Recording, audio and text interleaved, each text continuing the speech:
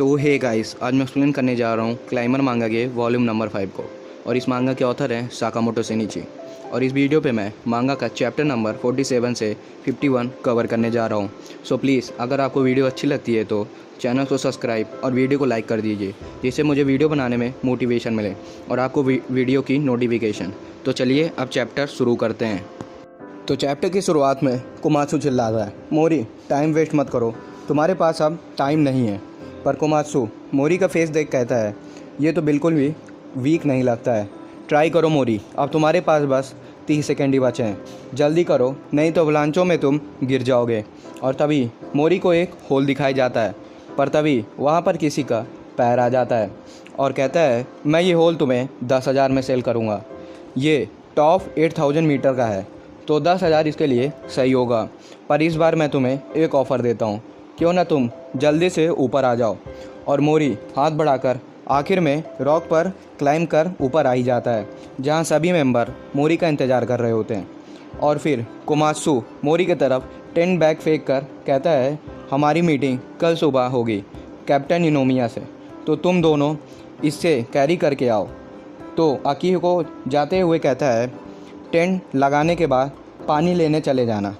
तो निमी और दोनों हाँ करते हैं और फिर हम कैंप साइट का सीन देखते हैं, जहाँ दोनों मिलकर टेंट को लगा दिए होते हैं। और निमी कहता है, अब हमें पानी लेने नीचे जाना होगा, जिसमें हमें 2 घंटे लगेंगे। और उसके तरफ देख निमी कहता है, ये लोग ये जगह इसलिए चूज़ करें क्योंकि यहाँ आसपास कहीं भी पानी नहीं है। और फिर सीन चेंज होके रात में आता है, जहाँ सभी मिलकर डिनर कर रहे होते हैं। तो अकीको मोरी से कहता है, हम फाइनल कैंप K2 के ईस्ट फेस में लगाकर 2 ग्रुप में डिवाइड हो जाएंगे, पर आखिर में हम कैप्टन के टीम से ज्वाइन कर लेंगे। और निमी वाइस कैप्टन का जूस ऑफ़र करता है। तो अकीको यह देख कहता है, निमी ने कभी भी कंट्री के बाहर क्लाइंब नहीं करा है, तो इसलिए बिना अचीवमेंट के इसे वाइस कैप्टन की सेवा करनी पड़ रही है। और जो डॉग अपने मास्टर के लिए टेल नहीं हिलाता है उसे रिवॉर्ड नहीं मिलता है। और यही सेम चीज़ें माउंटेन पर भी होती है। और फिर कोमात्सु बहुत सारे जूस पीकर मोरी से कुछ अपनी बातें बताने को कहता है, पर मोरी कुछ नहीं कहता है। तो कोमात्सु कहता है, ये तो बहुत बोरिंग है, हे निमी क्यों ना तुम अपनी कुछ बातें बताओ। तो निमी कहता है, ठीक है। और इन सब के बातों के बीच मोरी अपने आप को टोक्यो के भीड़ भाड़ जगह पर पाता है, जहाँ उसके चारों तरफ बस सभी लोग बात ही कर रहे हैं। फिर नेक्स्ट चैप्टर में सभी टेंट के अंदर आराम से सो रहे होते हैं, पर कोमात्सु ज़ोर ज़ोर से आवाज़ें निकाल रहा होता है, पर सभी गहरी नींद में होते हैं। पर तभी कोमात्सु उठकर मोरी के ऊपर से पैर रखकर बाहर चला जाता है और हल्का होकर फिर से अंदर आ जाता है, जिससे मोरी की नींद ख़राब हो जाती है और वो उठकर बैठ जाता है और बाहर चला जाता है। और पर सभी के लिए ब्रेकफास्ट रेडी कर देता है और कहता है, मैं सबसे पहले जा रहा हूँ। और यह देख कोमात्सु भी जाग जाता है। और फिर मोरी अपना बैग लेकर रात में ही यारी माउंटेन की तरफ जाने लगता है और बाहर का नज़ारा भी देख रहा होता है। और तभी मोरी इमेजिन करता है कि उसके चारों तरफ तारे ही तारे हैं, जिसके बीच में मोरी चल रहा है। पर तभी मोरी देखता है कि इसके एक तरफ वाइट हॉर्स तेज़ी से आ रहा होता है। तो उस वाइट हॉर्स को पकड़कर मोरी उस पर बैठ जाता है और आगे की तरफ बढ़ने लगता है। और ये सब महसूस कर मोरी बहुत ही खुश हो रहा होता है। पर तभी पीछे से कोई मोरी को आवाज़ लगाता है और हम देखते हैं कि ये अकीहिको होता है, जो निमी को मार पीट कर लेकर आया होता है।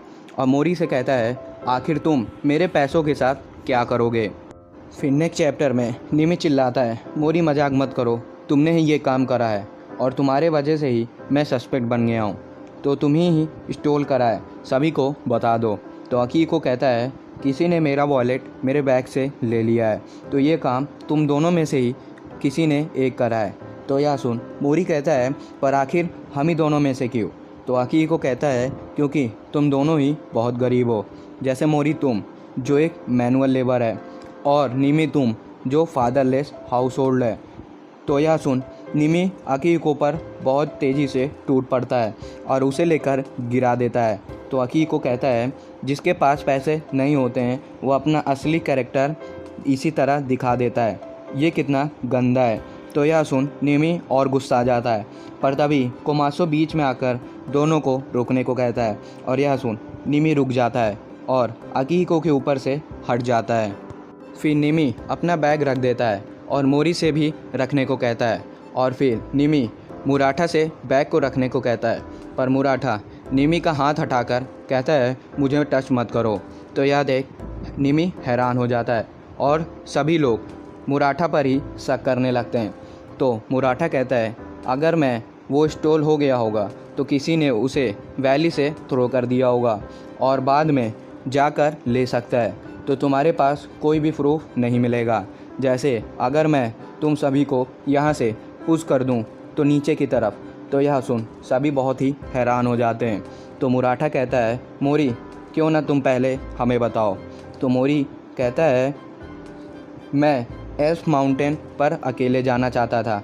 तो यह सुन कोमासु भी हैरान हो जाता है और अकीहिको को उसका वॉलेट वापस कर देता है और कहता है ये सब मैं बस जज ही कर रहा था और अभी हमारे कैप्टन ऑस्ट्रेलिया में है।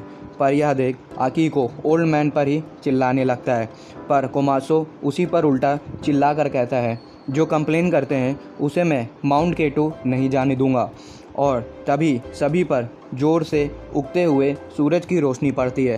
तो यह देख कोमासु कहता है ऐसा लग रहा है कि अर्थ की बोन ग्राउंड से बाहर आ रही हो और इस विंटर में हम सभी कोल्डेस्ट पीरियड में ऑल माउंटेन नॉर्दर्न एप्स जा रहे हैं, जो तब तक के लिए तुम सभी अपने ये गंदे हरकतें हटा दो जो आज एक्सपोज हुई है और सभी जाने के लिए प्रिपेयर हो जाओ।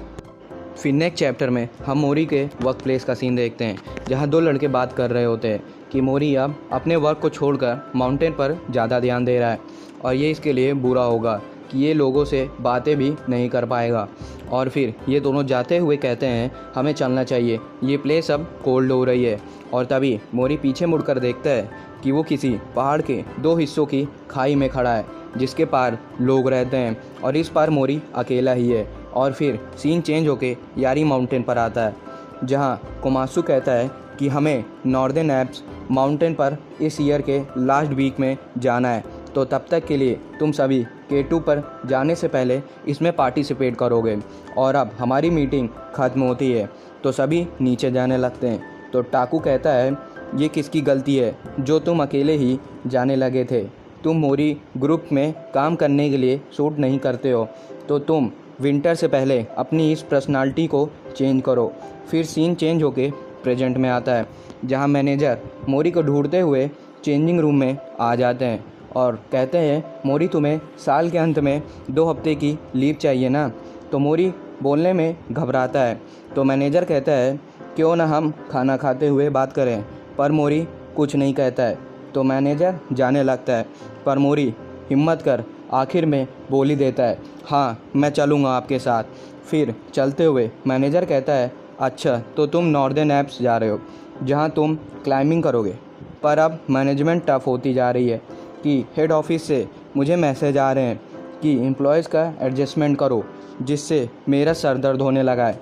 पर मोरी तुम बहुत सीरियस हो और ओवर टाइम भी करते हो और मैं तुम्हें अपने साथ ही रखना चाहता हूँ।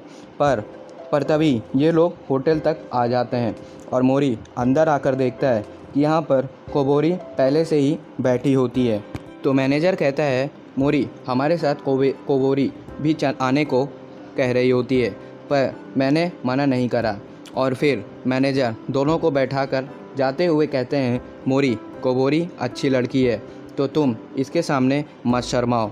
और यह कहकर मैनेजर इन दोनों को अकेले ही छोड़कर यहाँ से चला जाता है और मोरी कोबोरी दोनों ही अकेले बैठे होते हैं बिना कुछ बोले। फिर नेक्स्ट चैप्टर में कोबोरी उठकर फूड को दोनों के प्लेट में सर्व करने लगती है और मोरी यह देख रहा होता है। और फिर कोबोरी अपना फूड खाने लगती है, पर मोरी को लगता है कि उसके सामने कोई इंसेक्ट बैठा है और अपना फूड खा रहा है। तो यह देख मोरी तुरंत ही घबरा कर खड़ा हो जाता है और घर जाने लगता है। तो मोरी फूड का प्राइस पूछता है और अपना फूड का पैसा रख कर यहाँ से चला जाता है और मोरी घर की तरफ भागते हुए जा रहा होता है, पर वो मुड़ कर देखता है कि मोरी अभी भी उसका पीछा कर रही होती है और फिर मोरी जल्दी से दौड़कर अपने घर पर आ जाता है और गेट को तुरंत ही बंद कर देता है। पर तभी वो देखता है कि उसके लिए एक लेटर आया होता है जिसमें उसकी मदर लिखी होती है, मोरी फादर ज़्यादा बीमार है तो प्लीज़ मुझे जल्दी कॉल करो।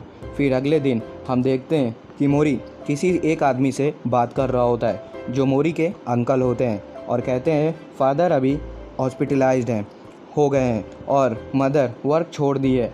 तो यह सुन मोरी को रिलीफ होता है। तो अंकल आगे कहते हैं, हे मोरी, एक आदमी के पास वाइफ होती है और चिल्ड्रन भी होते हैं, पर तुम्हारी सिचुएशन देखकर लग रही है मुझे कि तुम्हें जल्दी तुम्हारी शादी नहीं हो पाएगी।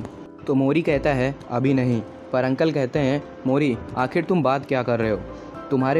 तुम्हारे अंकल ने तुम्हारी एज में शादी कर लिया था और 2 बच्चे भी थे और तुम्हें भी अब कर लेना चाहिए। पर तभी मोरी उठकर जाते हुए कहता है, नहीं, मेरे पास कुछ काम है करने का।